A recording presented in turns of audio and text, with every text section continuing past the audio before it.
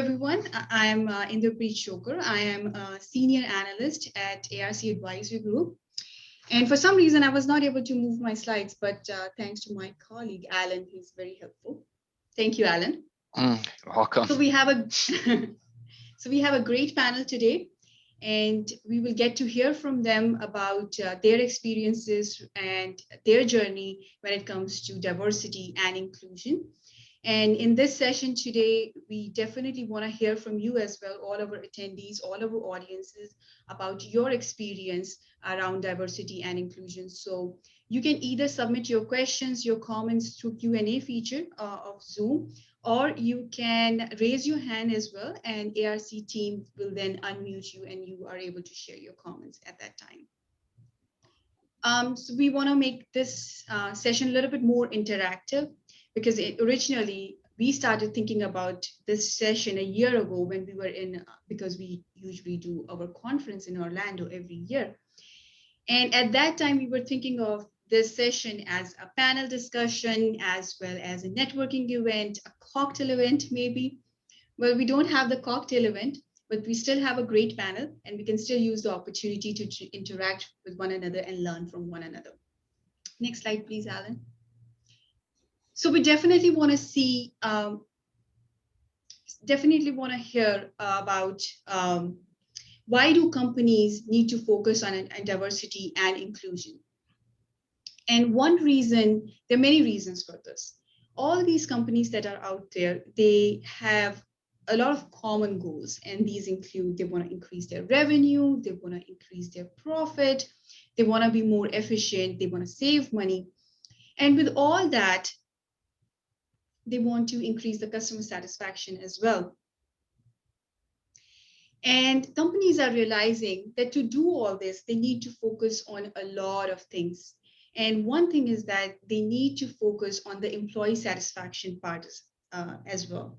And as the workforce is becoming more diverse, companies need to make, have an inclusive environment as well at the workplace. And a lot of companies are diligently trying for it. And some are succeeding. They want to create a more diverse workplace. But just focusing on the diversity aspect of it would not help the companies unless they focus on creating an inclusive environment as well. Diversity and inclusion, these two terms go hand in hand, especially when we want to create an effective workforce. Alan, can you please move a few slides? You have to click a few times. Yeah, move to the next slide. And in diversity, so why companies need to focus on diversity and inclusion? Because the workforce is becoming more diverse. And one major reason for that is globalization. I mean, 2020 was an odd year, not numerically, but in general, it was such a strange year that people could not travel and so on. But in general, people are moving places. They are not staying at the same place where they were born. They're moving to different states, different countries. They're changing continents. And even a lot of companies are multinational these days. Even smaller companies are multinational. At ARCS, we are less than 200 employees, but we are in Asia, we are in Europe, we are in Latin America. So companies are becoming multinational. So at all of these companies, you need to work with your team at a different location. So the workplace, the workforce is becoming more diverse. Another reason for that, if we can move the slide. Another reason for that, if you can click, Alan, please. Racial diversity. Every generation is more diverse than the previous generation. So naturally, in general, diversity is increasing, and naturally, the workforce is becoming more diverse as well. Can you click more, Alan? Gender diversity, more and more women join the workforce. So of course, companies need to consider that. Click again. Age, younger workforce is entering the workforce as well. So we have Generation X, Generation Y, Generation Z, and whatnot. Millennials are in the workforce.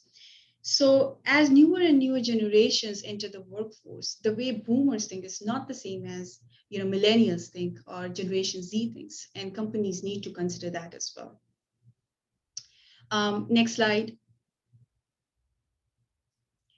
I want to share a few stats, and which some of these were very surprising to me. That in 2020, women earned 81 cents for every dollar earned by men. Next, even though women make a significant portion of the workforce, only 21% of C-suite positions are taken by women. Next. For every 100 men promoted to managers, only 85 women were promoted. Next. And women totaled about 47% of the US labor force. But there are some manufacturing related stats as well, which are surprising to see. Next.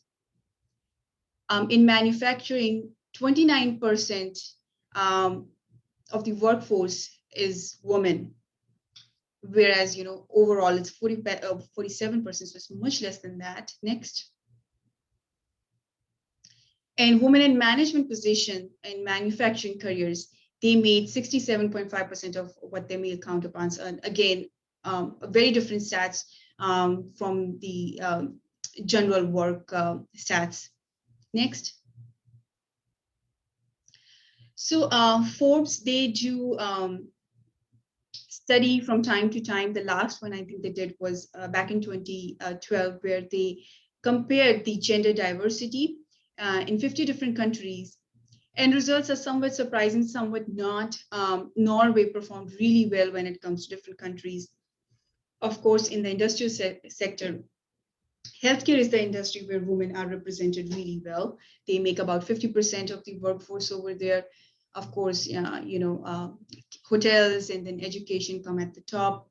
Manufacturing, of course, is toward the bottom at the 11th position. And again, construction, utilities, mining, these kind of industries are toward the bottom. Next. And for the same study, they looked at different factors, the female employment share or activity rate, and ranked different countries. And it's interesting to say that Scandinavian countries, they're toward the top. And these are also the countries which perform really well when it comes to happiness index. I don't know if there is a relation or not, but they seem to be getting something right. The United States was at 11th position, which is not as bad. But in general, developed countries tend to do better when it comes to women progress. I was still surprised to see some developing countries like Argentina perform better than United States. So a bit of a surprising fact for me. Next. There are a lot of benefits of having a diverse workforce. When we talk to a lot of end users or suppliers, when it comes to technology, they always say, okay, what is my return on investment? Can I quantify this benefit? Can we say the same thing for diversity? Actually, we can. There have been a lot of studies out there.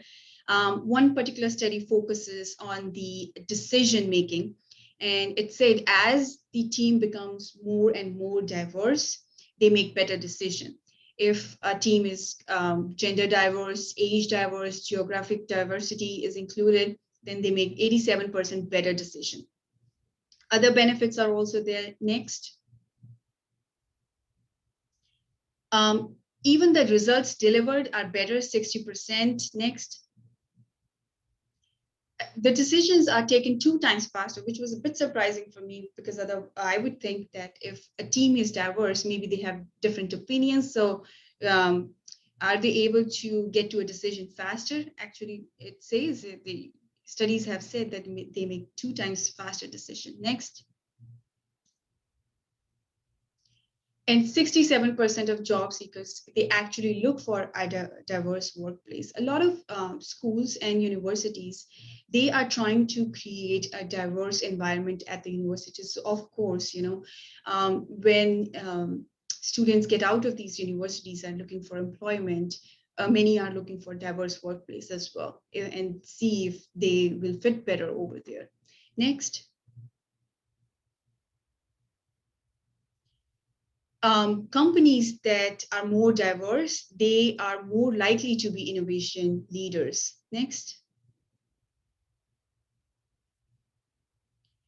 And a lot of companies care a lot about their financial performance, and it is seen that diverse companies, they're 35% likely to perform better than others financially. Next.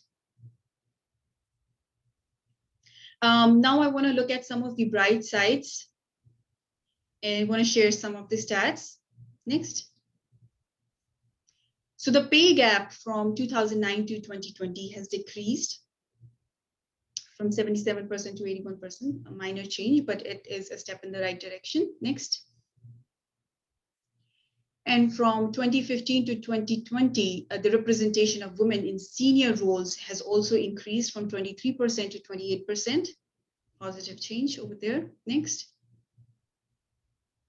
Representation in C-suites also increased from 17 to 21%. Next.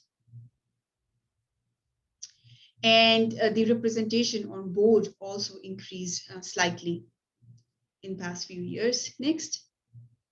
So although we see a change is happening, a good change is happening, we are moving in the right direction, we all can argue that this change is not happening quickly, but at least we are moving in the right direction. And the reason for that is there are many different reasons for that. And one reason is that gender diversity is becoming a priority for companies overall, for senior women and senior men at companies, women managers overall. There have been companies that say gender diversity is a priority for them. So that's a good indicator again. Next. Increasing mentorship and sponsorship. More and more women and men out there, they are sponsoring other women. So 30%, 8% of senior level women, they are either sponsoring or mentoring somebody. So that is definitely helping. Next. And more people are also taking a public stand when it comes to gender equality as well. So a lot of good things are happening. We are moving in the right direction. I guess to succeed, we need to keep on doing the same thing. We need to sponsor others. We need to mentor whenever necessary. We need, at times, if necessary, we need to take a public stance as well. And this seems like all these things are helping. Next. With that, I want to thank you, all of you. And now we will move to panel discussion. So I want to invite all our panelists today. Thank you all for joining. Thank you, Preet. Thanks, Preet. Yeah, so let's start with a quick introduction. Michelle. Yes, my name is Michelle Beeson. I work for Dow. I live in Louisiana. I work out of Dow's Louisiana operations site. I lead a global team of folks, professionals, who we help the manufacturing plants do analytics on their plant data so that they can make better decisions in real time, and affect the outcome, make the product that they want. Great. Paula, you can go next. Oh, thank you, Preet. Very pleased that you asked me to join this panel. Just for those of you that know me, I have recently retired from ARC Advisory Group after 20 years and 48 years, I think, in process automation on the whole. So just for the record here, because I am retired, if I say anything that might ruffle someone's feathers, because I've been known to do that, any opinions that I express will be my own and not ARC's. So just for the record, we'll leave it at that. That's why we have you, Paula. Chandra, can you go next? Absolutely. Thank you so much, Preet, and to ARC for really organizing this event. You're going to love hearing from all these panelists. I'm super excited. I am the CEO of MXD. It's the National Digital Manufacturing Institute. So basically, we're a public-private partnership with the mission of helping U.S. manufacturers increase their global competitiveness. through digital innovation and working with our members. So I love what I do. It's a great job. Before this, I was, over 19 years with the same company. I built boats, bridges, manufacturing, streetcars. So I hope I'm here to represent the voice of the manufacturing community. Thank you. Jane? So hello, I'm Jane Arnold, and I have 30 years experience in the chemical manufacturing industry. The last 15 have been with Bayer Material Science, now called Covestro, and 3.5 of the last years I've been the head of Global Process Control Technology, where we take care of all electrical, power supply, instrumentation systems, and the use of data, so analytics for process at over 30 sites globally. And diversity is quite important to me, and what I've seen is an increase in productivity with proper diversity and inclusion. Anissa? Hi, good afternoon. Thank you, Preet, for having me, and I'm excited about being on the panel with these powerhouse women. My name is Anissa Mathanna. I am CEO and president and co-owner of Pioneer Service. We are a small manufacturer. We machine precision parts for all different types of industries and applications, including the fight against COVID-19. We make parts for ventilators and oxygen equipment, biotech, and also we make parts, which makes me really cool with the family, for Tesla, and now electrical vehicles, and not only just vehicles, but trucks and helicopters. And so we're in a lot of industries, and we've been in business for 30 years. I've been president and owner for the last 28 years. I'm a member of MXD, and I can attest for their great partnership and great Chandra leading that crew. And I'm extremely excited to be here. Great, great. I do have some questions that I want to start with, and audience, please, as you feel that you want to say something, share your experience, either use Q&A feature, but I would highly encourage you to raise your hand and share your thoughts with all of us. So starting off with Anissa, maybe you, what does diversity and inclusion mean to you? Well, I think you hit pretty much everything on your presentation, but what I would also add is what diversity and inclusion is not. It's not a check off the box and one and you're done. It's having a visible, diverse and inclusive team and making them visible, everybody from the shop floor to management. And when I say visible, I'm not just talking about social media. I'm talking about customers, suppliers, your future candidates that may be applying for your company. It shows strength. It shows great strength to have a diverse team, but really having an inclusive, diverse team not only shows that, it shows innovation. It takes us back to being manufacturers because technology is so important, and having that is extremely important. I sit on a couple of boards, and it's important for me that it's not a charity case, that I'm not that trophy board member.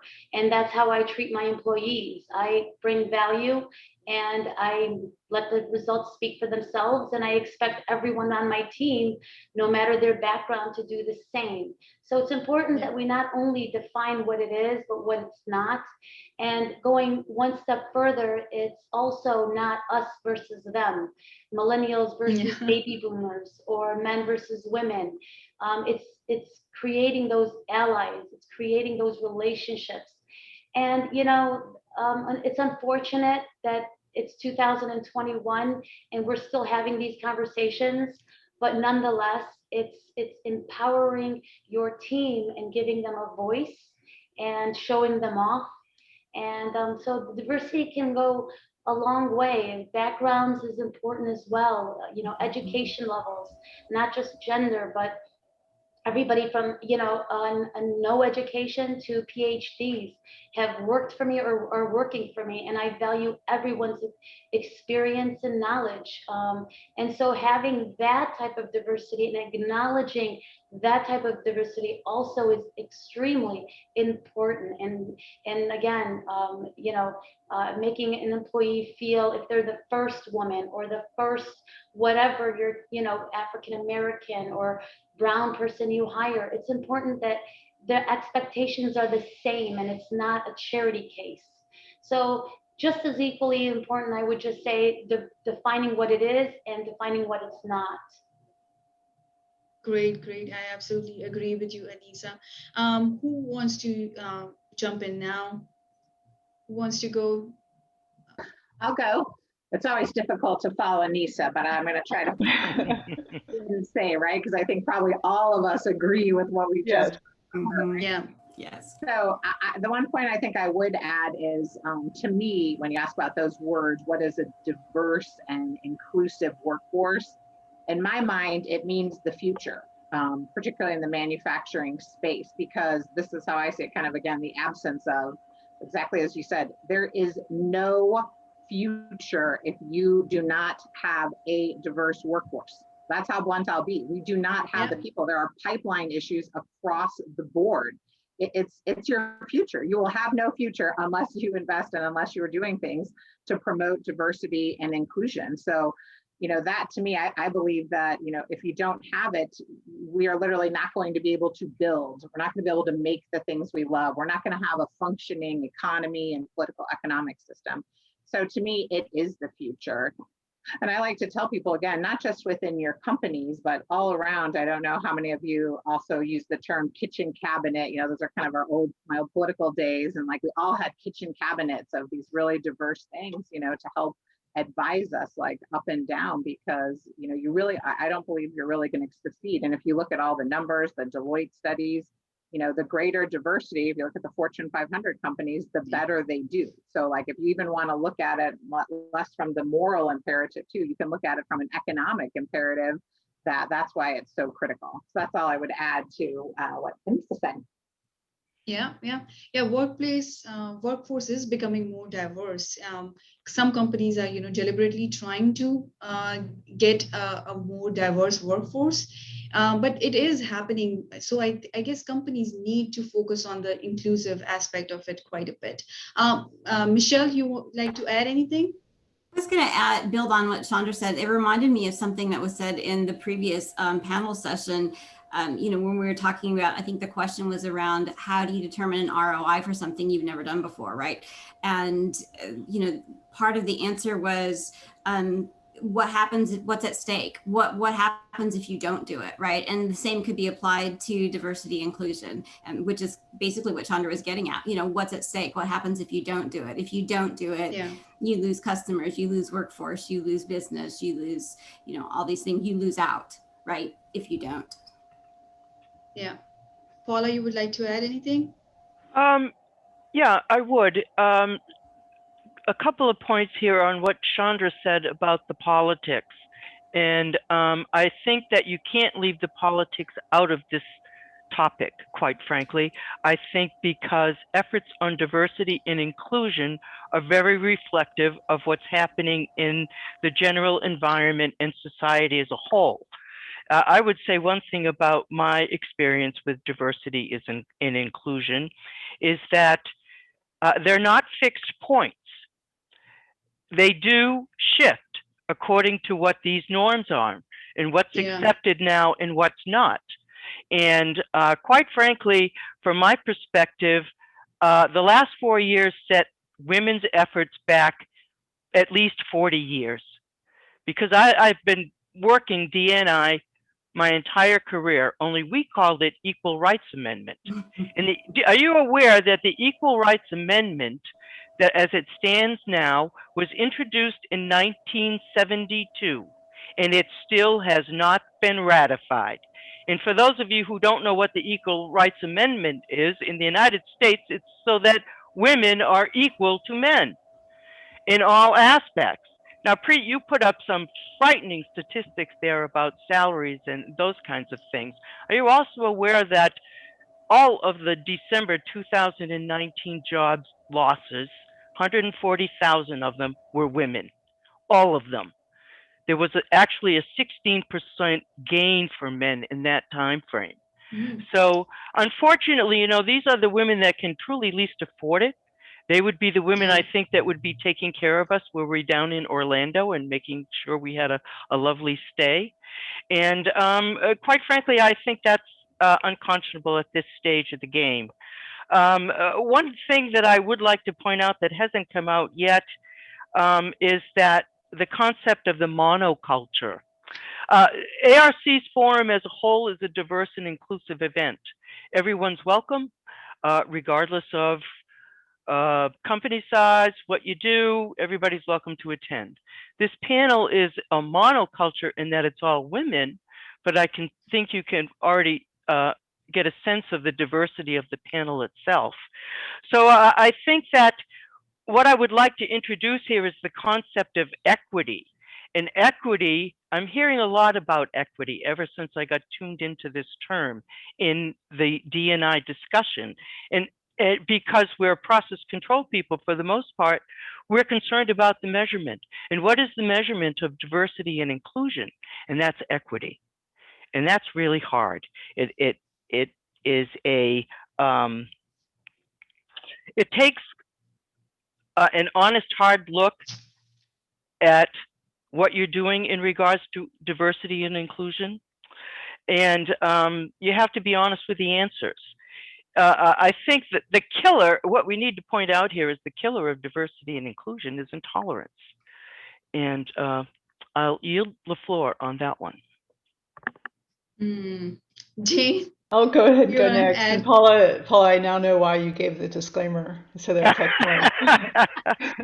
I do want to circle back around to something Anissa said about being, checking the box.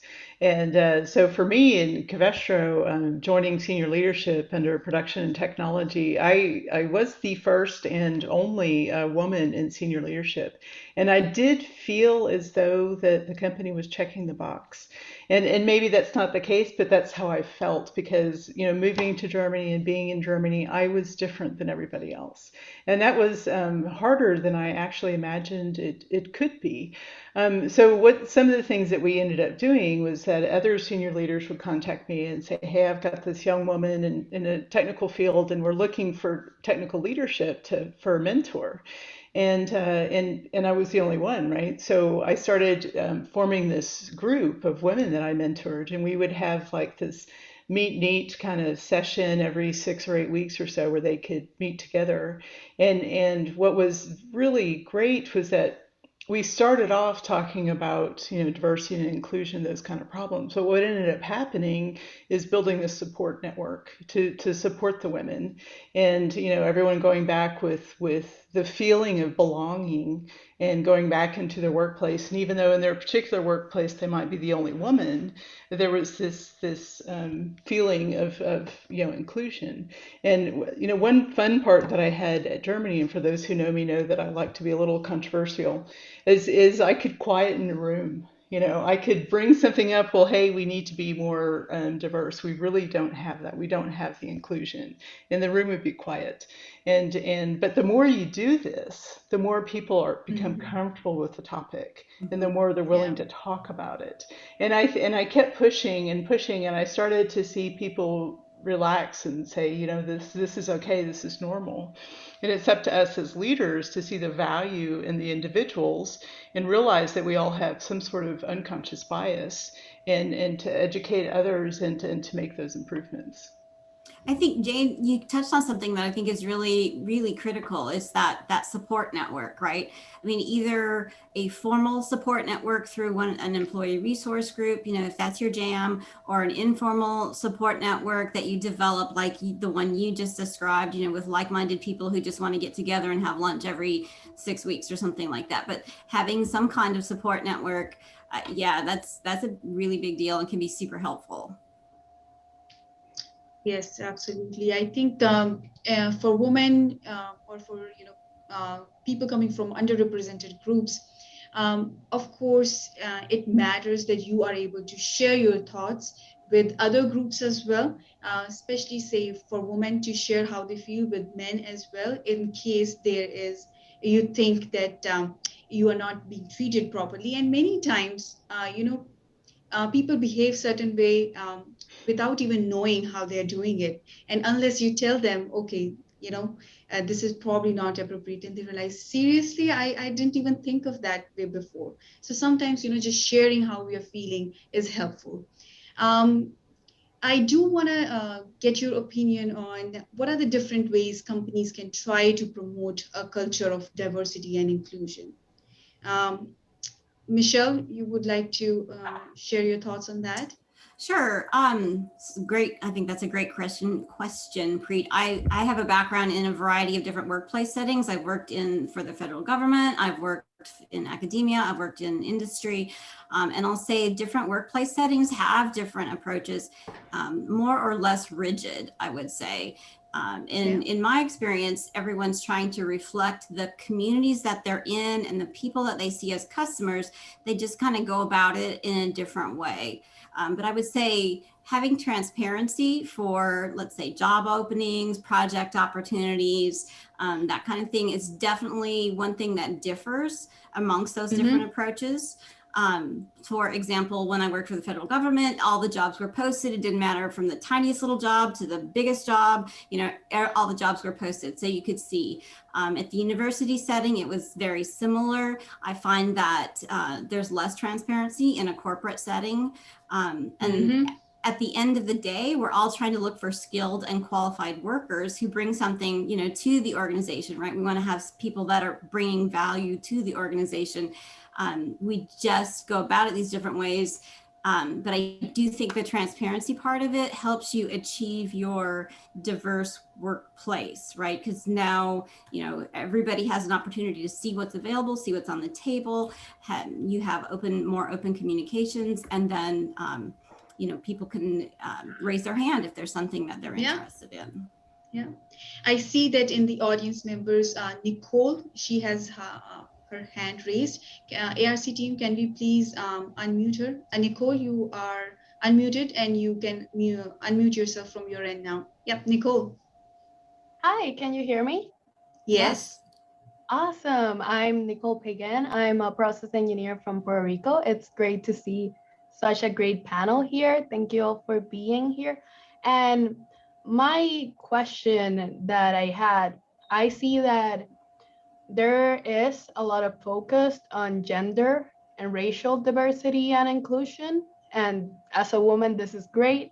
But however, as we know, over 1.3 billion people across the world live with some form of disability, and only 4% of businesses are currently focused on making offerings inclusive to disability. So what are your efforts on making the workplace more inclusive, which would in turn have a huge effect on the way data analytics and tools are prepared, because we need to make it more accessible to people with disabilities?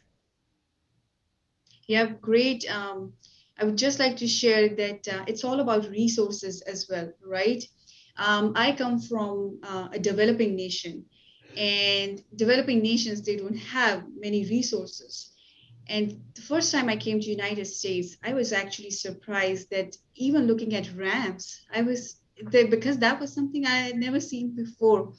Of course, developed countries can probably cater to that better. Government can help create more opportunities for disabled, and corporations, whenever possible. But yes, I absolutely agree with you. That is something that's not on their focus point, but as it is a social responsibility. That's what I feel. Anybody else like to jump in and share your thoughts? Actually, if I can add in here, I think, that's a great point, because diversity is, we talk about this, the definition, we can all argue about this back and forth a lot of ways, who's included, who's not. So it's always great when we're bringing up kind of disadvantaged and underrepresented groups, which is a lot of what we use in the definition. But, when you asked about how do you promote this culture, whether it is for disabled or other, we work with veterans, for example, too. There's tons of groups up and down the chain. I obviously work at a data institute, right? Like that's what we're all about, is data. And so I don't believe anything gets done unless, you're measuring it, you're finding out where you're at, and then you're setting targets on where to go. So, you really have to take an active, proactive, if you will, path to doing this. So, like at MXD, my big mantra is always like lead by example. There's lots of different ways you can lead. For us, if you go to our webpage, you can look at who our board is, you can look at who our senior leadership is. over half of our board is women, over 20% of our board is people of color. All those groups, whether it be disadvantaged, they're all up there and you can see it. And that was a very conscious choice. So we intentionally went out. And I think probably everyone here can attest, how many people do you know in a manufacturing company where their board is majority female? Any? A true mayor, there may be a one or two, right? And we're getting better. But boy, a lot of this starts at the top. So when you talk about disadvantaged folks, you really have to have that leadership at the top too, that's looking at this, that's asking that question, that's having the team measure it on where they're going. So those are some of the ideas that I would offer back to you in ways that, you can increase that level. To first increase it, you're going to have to measure it and really be conscious and aware of what those numbers are showing you. Could I just add that physically, from a physical perspective, a physical setting, can you accommodate the disability? You may have the drive to say, I want to hire a disabled person, I want to be more diverse and inclusive, but what if, I'm just thinking even in an office setting, what if your building is not handicap accessible or as much as it should be? Is that person going to be excluded from being hired because of building limitations? So I think you have to look at the entire picture. It's fine to do that, to say, yes, I want to do that, but you have to make sure that you're taking the measures to adopt it as well. Well, that's true. You do have to take the measures to accommodate physical requirements. But with the digitalization and what the pandemic has shown us is that we can do so much more from home. And there's no reason why we can't expand, and have home office for those who have disadvantages like that if we don't physically have an environment where they can move around comfortably, while improving that physical environment, because you still want to have that face-to-face at some point in the future. But I'd say that's on us as leaders to make that change, to make that difference. I mean, I think Nicole brings a great point, because with all the work that I've done in diversity and inclusion, I have not specifically considered the disadvantaged. And so thank you, Nicole, for making me think in yet another dimension. So I appreciate that. And that's why we are here. That's why we are here, to learn from one another. Anissa, do you have anything to add to that? Sure. So I believe that it's important to find allies. And it goes back to what the other ladies were saying about mentoring. And I think that many times there are a lot of men that are willing to step up and become allies and mentors for women. And I think that going back to what I said before, the men versus women, it's unfortunate because many times even these women groups and women events that are so needed, we need to explain that it's about advocacy and not division, and welcome them, right, and at times. And so it's important that going back to what Michelle said earlier, the transparency and showing that we really have the best intentions, because like Chandra said, this industry relies on us leaders. It's a responsibility that we have to promote the industry to those who may not have been inclined to choose it. And doing that is a win-win. You have, a lucrative career available to you that you may have not, the stigma of dirty, dark, grimy is long gone. I'm a small manufacturer and I'm very into the IIoT. I'm very tech automated. It's a great place to work and learn from. And so having those allies, promoting it, I believe, again, it's our responsibility as manufacturing leaders, because this is a dying industry if we don't get the workforce. And so it's basically, I'm reiterating what has already been said, but I'm also living proof of what they said, because again, a small manufacturer, I don't have the resources that many big companies will have. I have 40 employees and in a 25,000 square foot building. I would love to take those disadvantaged, disabled, and I want to be sensitive in labeling them correctly, but I would love to do that. And there are sometimes things that are available to them, but because of code or because of the lack of resources available to us. And if I were to go back, what was said earlier politically, providing the resources to small manufacturers would be a win for us on that as well. So I believe that everyone in this industry, I shouldn't say everyone, but most people in this industry do have their best intentions and want to grow the industry. It's just a matter of educating them. Sometimes it's just simple ignorance. And, you know, Yeah. social media is another way of promoting the industry, promoting your team and showing them, and again, back to what I said earlier, all levels, because if someone can't see something that they can do, say for instance, if I'm an executive and if I'm in a director position and I see someone in manufacturing and marketing and I realize I don't have to really run a machine or even understand how that machine runs, that may have been something that I wasn't considering. Or if I'm, you know, considering working at McDonald's on the lower end level and saying, okay, you know, that's a job, that's an income, but this is something that is a stepping stone into a career path. There are training programs available. There are grant monies available to companies and individuals to expand those skill sets. And so that perception needs to go away. And the only way that it's going to go away is platforms like this, showing people what manufacturing is really about. Yeah. So Nicole, I know, you know, corporations need to do quite a bit when it comes to inclusion of disabled. What do you think, Nicole? Are we moving in the right direction, or the change is not happening at all? Do you want to share your thoughts on this, Nicole? Yeah, I think we are definitely moving in the right direction.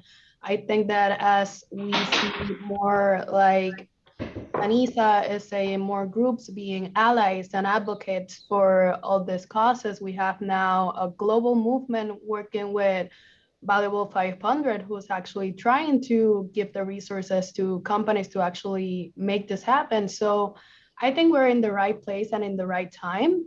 And Yes. now that we're working with data analytics and tools, I just think it's part of keeping in mind, like Jane was saying, to make them Yes. accessible, make sure that people who need a voiceover on a data analytics tool can have it, and it's not too convoluted for them to actually do that. And having, like Paula said, all those infrastructure requirements that we would need. So I think we're moving in the right way just by having these conversations and these incredible panels like you're doing today. Great, great. And Nicole and Jane, you guys brought up a great point about technology, how technology can actually push us forward, create equality, not only for women, but all the underrepresented groups as well in many, many different ways.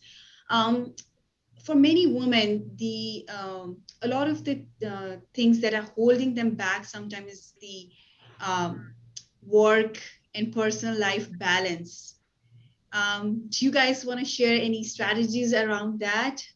Michelle? Sure. So let me just say, for me, work-life balance means that I have the time and energy to do the things that I want to do outside of work. For my husband, he would define it differently. So, you know, just to be clear where we're coming from there. So I've been working from home for about 11 months. I am not critical to running the plant and producing product. So I've been working from home. And I would say overall that my balance is better. For starters, I don't have to spend 45 minutes to 90 minutes doing a commute every day. Last March and April, that was hard because I started using all that time to do more work, right? And it occurred to me that, well, it didn't take very long before I realized that wasn't sustainable mentally. So now I be very deliberate about when I start work and when I stop work.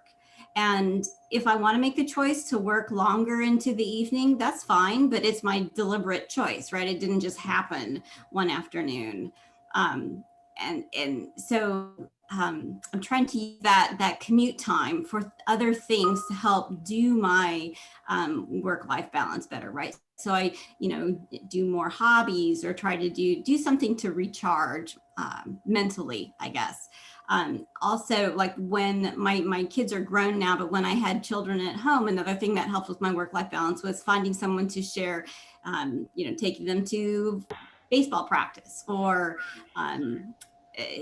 having my husband take them to the dentist, and we would split up duties. Like I got the doctor and he got the dentist because I hate the dentist and he doesn't mind the dentist. So that would work out better. But that also helped, find enlisting another support group, right, to help with work-life balance from the family perspective. Back to the support Jane? group. Great, So great. Jane? a couple different perspectives for me. So since I've moved back to the U.S. during the pandemic and still had most of my meetings with the German colleagues, it would start very early in the day. And so no, I didn't miss the commute. I missed my sleep. And so what I ended up doing is I would work from maybe 4 a.m. until noon, and then I would have lunch. I'd take a nap. I'd maybe exercise, visit with a friend or something like that. But changed my entire schedule to accommodate this. But it really ended up being great because I had the afternoons to do whatever I wanted to do. But when I was younger and coming up in the industry, I was quite fortunate because I worked for companies who allowed me the flexibility with my child to do what needed to be done. But I also had a support network, and I think that's important for anyone is, if you have to work and because something emergency happens in manufacturing, then you need someone you can rely on to step in, take care of the kids, or Right. whatever. If not a spouse that lives in the house with you, a neighbor or a parent or something like that. And so that's kind of how I juggled things when I was younger and had children living at home. Great. Who would like to add? Hey, Preet, can I add in here because I want to be the bad Sure. example? So I do not have good work-life behind you. balance. Let me raise my hand and tell everyone I do not have good work-life balance. So just to make other people feel maybe a little bit better, I would, if someone gives me that magical thing, I will happily take that. What I would say, the only advice I could give that, again, because I don't have it all figured out, I definitely work too much. For me, the pandemic, I'm so a little bit jealous of what Michelle was saying. As a CEO, I'm working kind of more like 24/7, and I give my team great flexibility. So, right, you get documents, you get things to approve all day long. We are definitely not on any kind of set hour schedule. On the good news side, though, the one thing I will say is, again, it's all about flexibility, as was mentioned. And, so we have unlimited PTO. And like when I go on vacation, for example, and I may go for 2 weeks at a time, I'm that type of person that I need a big chunk for me to be able to actually unplug and like also let my team like really stand up and, take the roles that they need to. So I'm a little bit all or nothing, but I take a lot of those like vacations or things when I have a true break, and really make that important piece of, how I try to find some level of work balance. So Chandra, that's kind of why I said for me it means this, because my husband is much more like you. To me, it looks like he is working all day long, all the time. To him, it's fun. This is different. I'm going to switch gears and do this thing over here. And he recharges throughout his day. I don't. We just have different personality styles. Yeah. And so I recharge differently. And it's, you got to figure it out for yourself. What works. Yeah. I agree. I would add, it's really finding the harmony in your, I heard someone say integration, harmony in your life. It's really the life balance. It's defined differently for everyone. I'm unapologetic workaholic. Just who I am. That's how I'm wired. My father had an entrepreneur mind and then manufacturing. So the two together, it's like your mind never stops. And yet it's times that I have to be centered and times that I have to step on the brakes and take care of myself.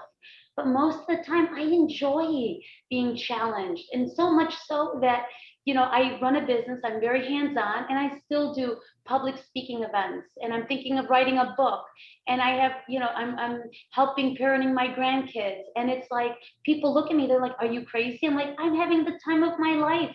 I'm unapologetic workaholic. So what?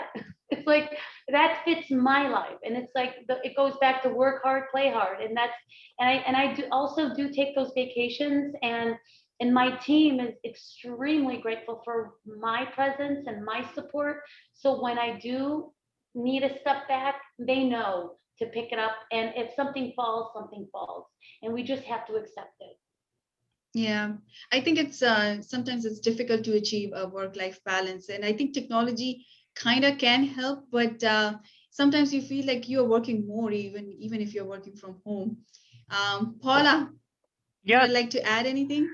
I have to say that being a single person for most of my life, I really have not had a major problem with that. I never wanted to be so important that I could not step away, and that's just who I am. It's just Yeah, saying they're all saying you have to be who you are, and I agree with that totally. And I just never yeah, wanted to be that important. yeah. Again, sometimes you have to make sacrifices, and it's a tough balance to achieve with work life. I think that's a good choice, Paula, personally. It has advantages, Jane. Yes, yes. Yeah. So at any time, I just want to tell to all our attendees, at any times you want to share your thought or what are you thinking. If you have any question, feel free to raise hand. I see my colleague Valentine. He has raised hand. Valentine, would you like to share your thoughts or ask any question? ARC team, can you please? Valentine, you can unmute at your end. Yes, can you guys hear me? Yes, we do. Yes, Valentine. Right. Okay. So let me say I feel very grateful that I can listen to this discussion because it's very close to my heart. I'd like to share some thoughts because I've been through a few difficult moments, and really I spent yeah, there were a few triggers, but doesn't really matter here. What I spent 20 years of study trying to understand what can go wrong and why things go wrong in a business environment. Why do I get strange reactions when I teach a course and I speak about teamwork, or why do people resist to change, or why does a change initiative in a company doesn't work?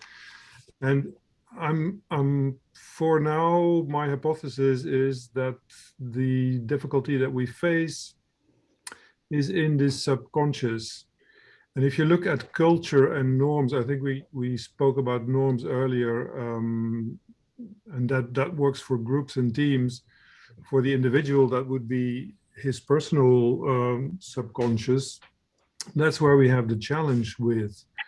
And in terms of, I believe that there is more acceptance, or yeah, I think there is more acceptance for masculine type traits. So I wouldn't say men versus women. I would say masculine type traits are more accepted in society and also at work. And the opposite is also true.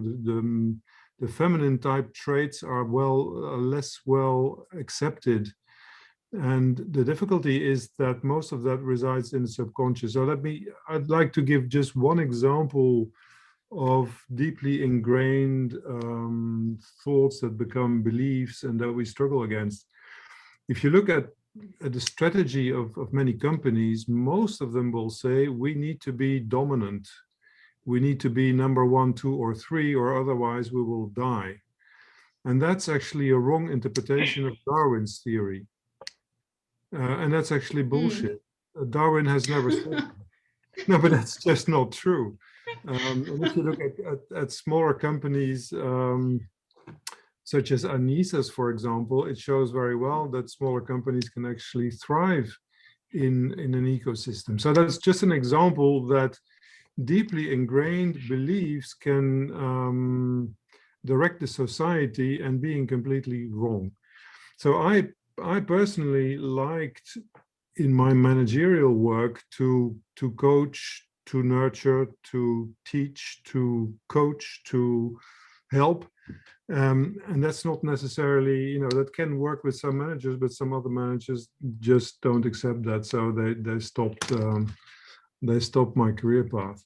So what I think we need to do And that works with individuals. I have proof of that. I've tried it out, and it actually works in my coaching work, and also works with organizations.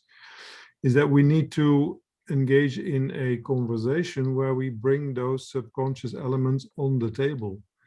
And they will only change when we have a conversation about it. They will not change when we don't make them explicit. So we need to go after those beliefs. There may be beliefs that women will not be, or let's say feminine traits will not work to discipline people. So we need to just an example. So we need to engage in that discussion and say that that's actually bullshit, just as the Darwin example. We need to demonstrate that that's nonsense. And then I think we have a chance that those things may start changing maybe a little bit faster than they change today, because we all agree that the change is very slow, right? So, you know, I just wanted to throw those ideas out. Interesting thought, Valentine. Some of what you are saying, I have seen similar research, as in one time there was this research out that taller people are likely to move into leadership position, which is Right. which is bizarre to think of. Why would taller people are more likely to represent in senior positions? But I haven't seen the research that you're referring to about the subconscious, but I think a lot of it has to be the environment that we grow up in, and it could be the environment at home, environment at school. I think that develops your subconscious. You're not born with a subconscious. Of That's course. how I feel it is. Paula, you would like to Of add? course. That's a Valentine, excellent point about unconscious bias. And I'll just share this little example, but I still think of it regularly and really shake my head at myself over it. I just happened to be driving home from work one day and I needed to stop at the local convenience store. So I stopped at the local convenience store and I'm getting out of the car and I glance over and I see this young man parked next to me. And to me, he's intimidating. He has very long hair and he has visible tattoos and some piercings. And to me, he is intimidating. And so we're getting out of the car at the same time and approaching the door. And the thought in my head was, this kid is just going to walk in and let the door slam right on me. And I couldn't have been more wrong. He was so polite. He stood there and held the door and spoke to me. And I realized what I had done. And as you can see, it affected me deeply because I still chastise myself every time I think about what I did, because I was very aware of what I had done. Yeah. Bless you, Paula. Bless you for being so authentic and putting yourself out there that way. Bless you, Paula. You're a rock star. You know, every single human being has had their perception of one thing and it turned out not to be. But for you to be that raw, I'm a fan. Thank you. So we all assume from time to time, and we are often wrong as well. So, and we are always reminded that we should not do that. But still, again, the human subconscious that I guess Valentine is talking about, that kind of takeovers. So Valentine makes a really good point. So I'm not only in manufacturing, as you know, I'm also in machining. And machining, production, scheduling, it's extremely fast-paced and aggressive. Don't matter if you're a woman, don't matter if you're a guy. You got to be like ready to run and, you know, roll with the punches. I had years ago, I had someone in my management team that was very intimidating. He made me a lot of money, but he was very intimidating and he bullied the team. And I didn't realize it at first because it didn't just happen. It happened in steps. And what I did, and I realized what he was doing, I poked the bear. And I, you know, just really dug more and more and more and got rid of him. Basically, it was just like I was trying to take the back seat and not micromanage my managers. But unfortunately, it got to a point that I had to intervene and be even production manager for a while until I replaced him. But what I noticed and what was really, really disappointing is those that he treated badly, it was acceptable to some of them. They never said anything. They never complained. When I had an executive part of our leadership team, there's quite a few women on my team in every levels. And so when I saw one of my managers, who was a woman, tried to hold this person accountable, one of the people on the team, very respectful, has a lot of empathy. She's not one of those women in manufacturers that they call, like I might be called, aggressive and, straightforward and direct. She was very, conscientious. She's a very kind-natured person. When she would try to hold him accountable, he took that really bad. And it actually kept me up at night, because that person isn't a bad person. But it kept me up at night because I kept playing in my mind. For 2 years, he was a punching bag for this one person who was a male. But he can't tolerate a weekly one-on-one with part of my leadership team to ask him, about RFQs, or ask him about, what are you doing? How are you managing your time? How can I support you? I've been in these conversations. I've overheard some of them. I know the lingo. And when I tried to intervene and to make peace, I was blown away by the level of sensitivity that this person now has, but not because, because she's a woman. And I hate using this as an example, because I don't want to be perceived as a victim. I let the results speak for themselves. And you know what? He ended up leaving us, and I'm not going to cry about him. But what it taught me is he's not the only one.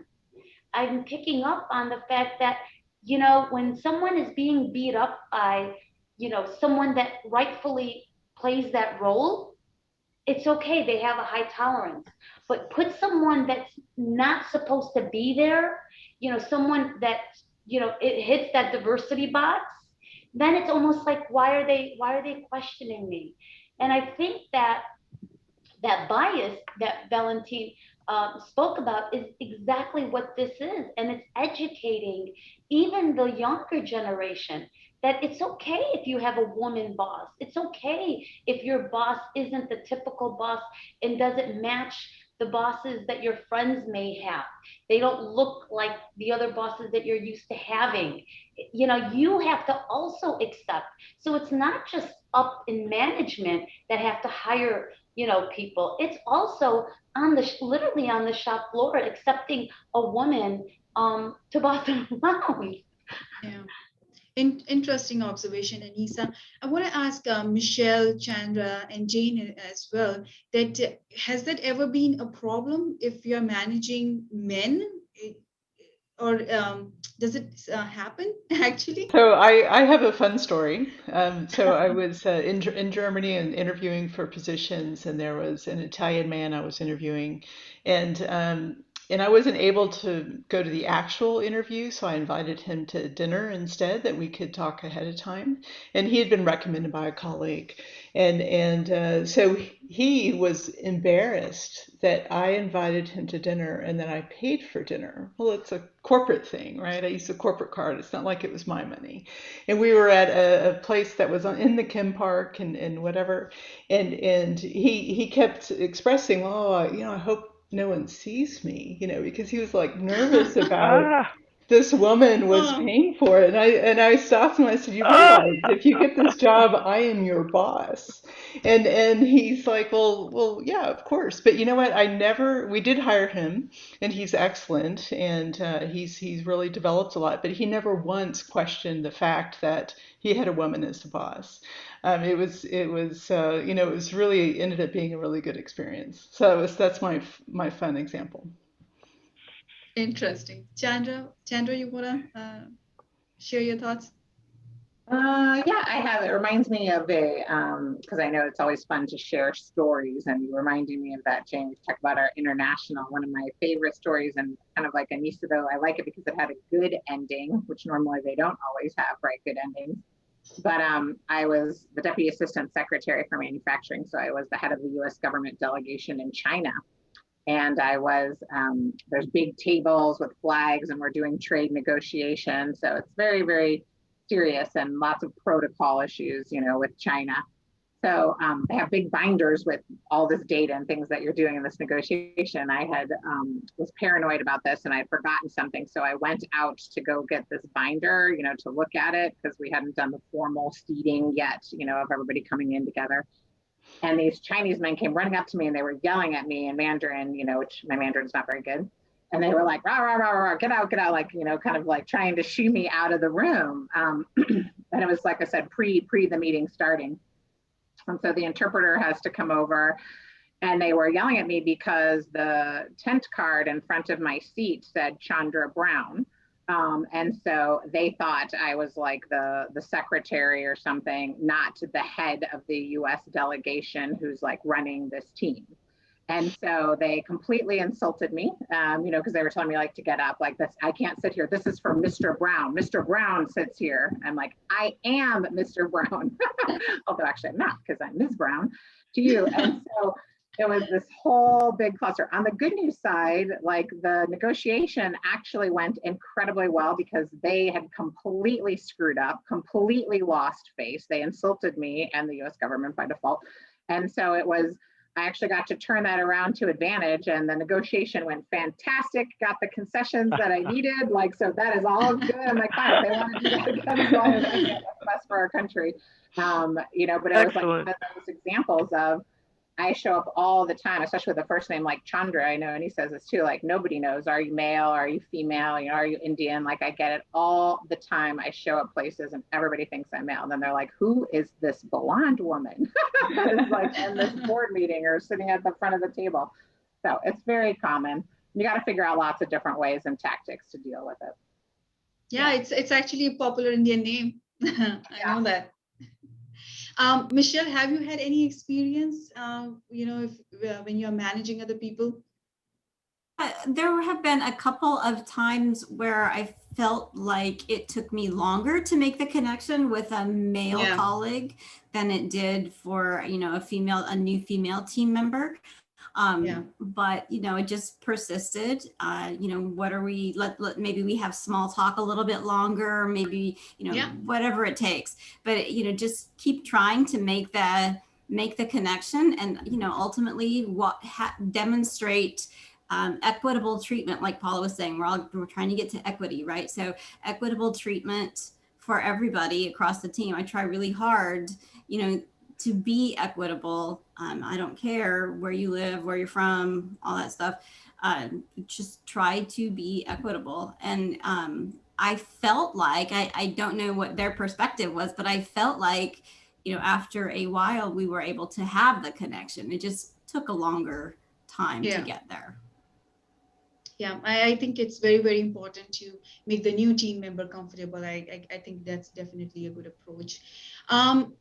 Paula, I want to ask you about monoculture. Do you want to share about that? How can because I think monoculture is like a vicious cycle. Companies at times they think, as somebody who's interviewing for a job, they think that their person would not fit in the culture because they come from a different background and so on. And if they keep on hiring the same kind of people, they are developing on this monoculture, and they can never get out of that cycle. Paula, do you want to share anything on that? Well, I'll just say that I've spent probably the better part of my career in a smaller monoculture, and the opportunities I think in those types of organizations are limited. When it comes to a monoculture, I think the primary attribute is fit. Is this person going to fit in with everyone else, or whatever that culture happens to be? I think it's very difficult to change a monoculture. But again, Yeah. to go back to something like my previous comment, do you have the structure in place to work with that Yeah. person? For example, you may say that you want to hire, your organization may say, oh, well, we want to bring in some younger people. Well, great. But you know what? I think that the easy part is hiring those people. I think they can be found, and I think they can be hired. The question that I think that you really have to ask yourself is, what is your onboarding process like? Does it embrace these people? Are they comfortable in their work? Do they even know what their work is? So a lot of times, you know, they could come in and, okay, here's your desk and here's your computer and this is what we do. Well, then what? But you also have to have, I think, the not only the training to make them feel comfortable or to help them learn their jobs, but you also have to have a career path for them. If you hire someone and guess what, you're going to be what you are when you're hired forever, regardless of your length of service. And that can be pretty discouraging, I think, particularly for a younger person. If you don't provide a career path for them, they're not going to stay. They're going to take whatever they learned and they're going to go someplace else where the opportunities for them are greater. So I think you have to put a lot of thought into how you're going to change that mindset. And just like I think any initiative, in an organization, whether it be a technology or a personnel type decision, you have to have leadership. You have to have the support from the top. And I think that's where it has to come from. I think that, just to use the example again, if I can get political, of the change in administration, if you look at what the new administration looks like versus the old administration, I think diversity and inclusion is on top of their agenda. Quite frankly, I was so proud of Kamala Harris, and it gives me hope that there will be a woman president in my lifetime. Yes, absolutely. Absolutely agree with you, Paula. That does bring a lot of hope. And I saw her speech and I had a teary eye, seriously. Yes. So I think she is going to be a good example for all the women out there that, of course, if they work hard, they can succeed and they can achieve anything that they want. So definitely a very, very good example out there. Anybody else like to add anything to this? So I'll just add a little something, Paula. I completely agree with having appropriate onboarding. And so I used to jokingly say that I lead by neglect. You know, I allow my team leads the, empowerment and flexibility to do as they wish. But really having a good, strong onboarding plan, especially for those new to the industry, is very important. You know, who to meet, who to talk to, and also setting up some kind of buddy that can help you navigate the complexity is also very important. In Germany, what we did with our department when we were hiring for growth is actually we made a conscious decision to not look at names, not look at location, and not look at degrees. And that's actually a key point there. And say, can this person do this job? Because I was the head of an expert group. And so in the end, we ended up representing 14 different countries, dozens of languages, 21, maybe 22% female. And it made a huge difference. And the inclusion part of this is because everyone spoke a different first language. You know, they would naturally, in a meeting, if everyone had the same native language, they would switch to their native language. Otherwise, if there was one person who didn't share that same native language, they would end up speaking English. And what happened is that everybody slowed down to make sure that they understood each other. And the end result is that there's an amazing team with this very diverse viewpoint, and they all stepped in and helped each other, became that buddy and helped with the onboarding and do that introduction. And it made a really nice difference. Great, great to hear about that. Next, I want to ask, about what kind of job opportunities can be out there for women. I mean, we do want to see women in all the fields, but especially when it comes to industrial world or manufacturing world. Chandra, you want to highlight something? Few areas where there are more career opportunities? Yes, absolutely. And I think it was said, I think it was stated earlier, you know, during the pandemic, women have lost more jobs and are not working at the same levels that they were pre-pandemic. So this is a really big issue specifically for the gender roles and what we've had to carry in terms of the additional work that we're doing during this time. So I think it's really important to be looking at, you know, how are we getting these folks back into the workforce as quickly as possible? How are we upskilling our existing workforces? I started out, this is the thing that keeps me up at night, you know, these pipeline issues. And I know, Anissa, I know I used to do metal manufacturing too, and we were always looking for the pipe fitters and the machinists and the mechanics and the incredibly skilled tradespeople that are needed to build, you know, our products of today and tomorrow. But now with what I do at MXD, I'm seeing an even bigger pipeline issue coming, and I don't want the same problem. Like, hopefully we can learn some lessons on how we are outreaching and training better in some specific areas, because we're very concerned with the digital literacy and what's happening for the digital workforce of the future, as well as cybersecurity. Because obviously you can gather all the data you want. If it's not properly protected, you're going to have a lot more problems and issues.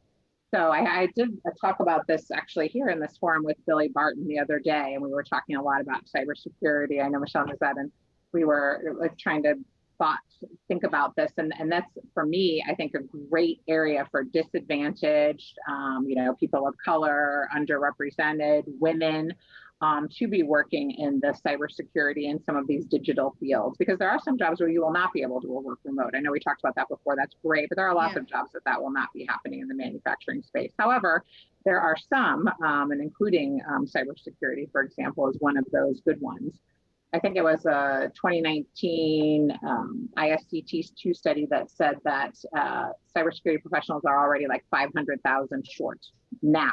Like, they have zero, there's not enough. You can't hire them, you can't crank them out fast enough. So, I mean, this is a huge issue. And so, and I also am a big believer in, you have to start, you know, from the high school, junior high school level, all the way up, you know, through to we have, in fact, I would tell everyone, if you can go online, download a free cybersecurity for manufacturing hiring guide. It'll list tons of jobs in IT, OT, again, totally free. Like, so you can look and see, like, what are the job descriptions? What are the paths? Like, as a nonprofit, that's one of the things we try to do, is put this information out there in the hands of the manufacturing community. And again, even big companies like Dow and Boeing and others use it, as well as, you know, hundreds of small businesses. That, to me, that's what I would want when I was like managing, like Anissa, some of these littler companies that didn't have the time and the energy to figure that out. Cybersecurity is a very daunting, scary thing for many companies. They think it means IT, right? So that is a big area that I would just tell everyone here. I'm giving you the news. Like, if you're looking for telling people where to go and like what are some future growth careers, the cybersecurity and digital space is a great one. I see Amelia has a question on the same topic. Amelia, do you want to unmute yourself? Amelia? ARC team, can we unmute her if she want to say something? Yeah, Amelia, you can unmute yourself at your Hi. end. I didn't expect to be called out. No, I saw your question, that's why. No, so I think, Chandra, what you shared, I was thinking that you guys could maybe reference the link of where to go to get cyber hiring. There's a couple things that I'm actually a communications lead for cybersecurity at Emerson. And so I'm more on the communication side, and I primarily work with males. But I know that we're always looking to bring that in, but there is a huge gap.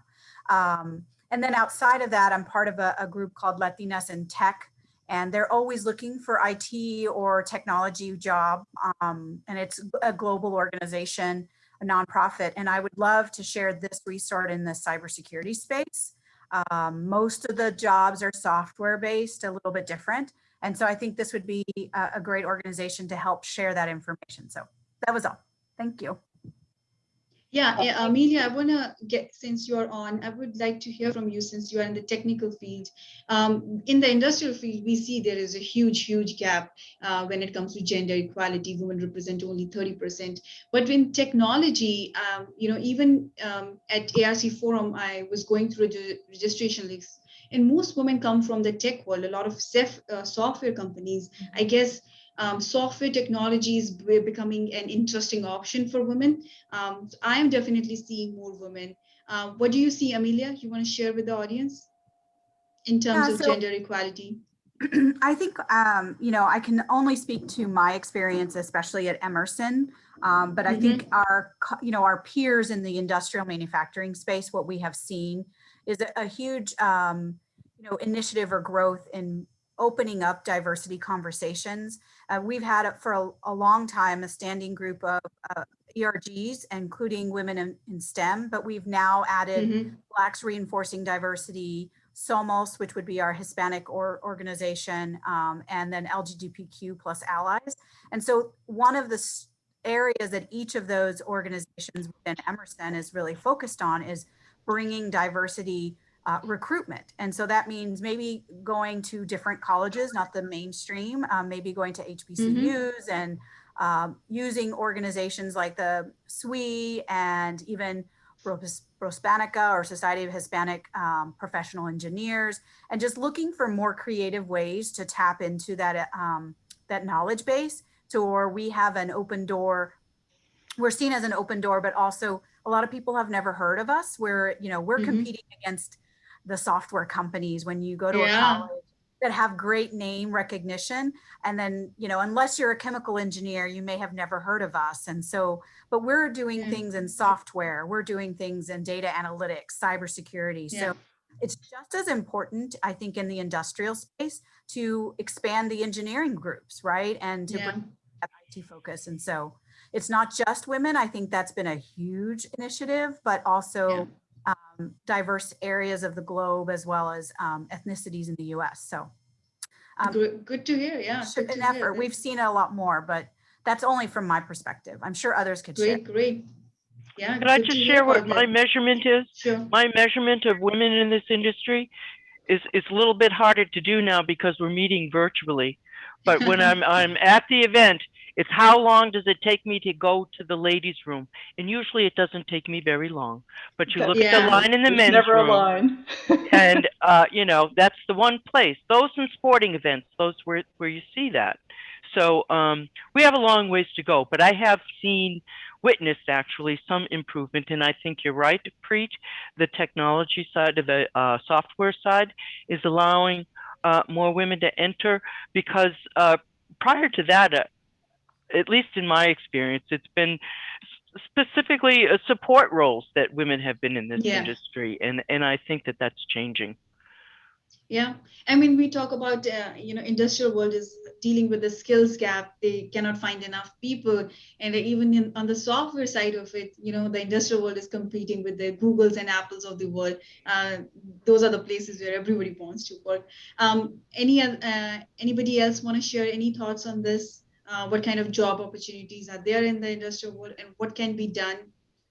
So in my facility, we have women in every level. Like we have machinists, setup people, and anytime so part of our core values is outreach. And before pre-COVID, we used to have at least once a month students visiting. And I would always take both the boys and the girls and introduce them to one of my female machinists, because I knew no matter where they went, they're not likely going to be able to have a little bit of time of that. I wanted the boys to see that that's possible. And I wanted the girls, obviously, to see that that's possible. And so we would give them a tour from everything from the machining, engineering, quality, even marketing. We had the marketing guru sit with them and explain to them. And there's a program actually in our local school for 6th and 7th graders. It goes back to what Chandra said, is really exposing them when they're young. And there was one particular year, because we do this every year with the local school, there was one particular year that really stood out. They have like a Shark Tank thing. And so they send the students to me, we mentor them, then they go and they put their pitches out. So I was in the audience, and one of the fathers comes up to me and recognizes me. I don't know how, why I would stand out, but nonetheless, he came to me and said, "Are you the woman that mentored our children?" And for a minute there, because he had like tears in his eyes, and I thought he was angry. And I'm like, what did we do? And he took my hand with both his hands, and he shook my hand and thanked me and said, "I've been a quality manager my like whole career. I go home every day and nobody wants to hear what I do. My daughter comes to your facility and sees and comes home and says, I can be an engineer, I can be a CEO, I can be a VP, I can be a machinist, I can be whatever I want to be." And with tears in his eyes, he says, "You've empowered my daughter more than my wife and I were able to. And I just wanted to come and thank you." At that moment, this was a few years ago, at that moment, I made a decision that this is a responsibility. I need to promote this industry, not just because it's fun and not just because I like it, but because there are so many people out there that need to see people in these roles that not necessarily are considering these types of roles. And so the perception is everything, and changing someone's perception is life changing. And so it's extremely rewarding. And that's why, you know, when we were writing core values, initially outreach wasn't part of it, but it is now, and it has been for the last few years. And I take it with great responsibility and great pride. And so the younger they are being exposed to it, because when you ask a child, what do you want to be when you grow up? You don't hear manufacturing. You don't even necessarily hear engineering, but they need to know that that's an option. Yep. Cheers Great, to you, great. Anissa. When I was graduating from high school, we could either be school teachers, nurses, or secretaries. And that was pretty much it. And you never saw anything else. And And so that's to even know that this business existed, I knew it because my father worked in it. But other than that, I wouldn't have known. Same, yeah. same here. Yeah. So before we leave, quick piece of advice that you can share with the audience. If a woman want to pursue a career, how should they go about if they want to pursue a career in manufacturing? Michelle? So my general one piece of advice is ask for what you want. If you see something you're interested in, a project or a job, raise your hand, ask for it. Ask how you can be the preferred candidate. Ask how you can get involved in a project. Step forward. Yeah, I think that's very important. Stepping forward and asking the question. You may hear no, but you won't get anywhere unless you ask the question. Right. Jane, quickly. No, I just want to agree with what Michelle said, because if you don't ask the question, they may have never considered you. But once you do, well, then they're like, oh, well, of course. And really anything is possible. That's how I was raised and what I believe. And you know, anything is possible. Just taking those steps, even raising your hand is really huge. Chandra? I'm going to go down a different path here and say, I want to highlight, you know me, I want to highlight the importance of men in this world as your advocates and champions. We haven't talked about that too much, but you know, when I started out in manufacturing, there were no women. There wasn't a woman mentor. There wasn't a person like, so you better have some allies and some other folks, again, up and down the chain. You know, don't forget that, you know, those sometimes can really be helpful, like to feed you and to move things forward. So we need to have more of our male manufacturing allies, if you will, ready to go. I absolutely agree with you. You know, a lot of people are willing to mentor men, women. If you want somebody's help, just go and ask them. I think that's what we need to do. Paula, any parting thoughts quickly? I agree with Chandra totally about the mentor. My mentor was a man, and for the better part of 25 years, and love him to death. I would say that you cannot be afraid to take some risks, because reward takes risk. So you do have to be willing to accept that. Yes, absolutely. Step out of your comfort zone. Yes, absolutely. Yes. Thank you, Paula. So we have reached the end of our session. So I really want to thank our panel for their time and sharing their thoughts, their experiences with all of us, our attendees. Thank you for joining us. Enjoy the rest of the forum, and goodbye, everyone. Thank you. Thank Bye-bye. you. Great. Thank you, Preet. Bye-bye. Bye, everyone. Bye now. Bye.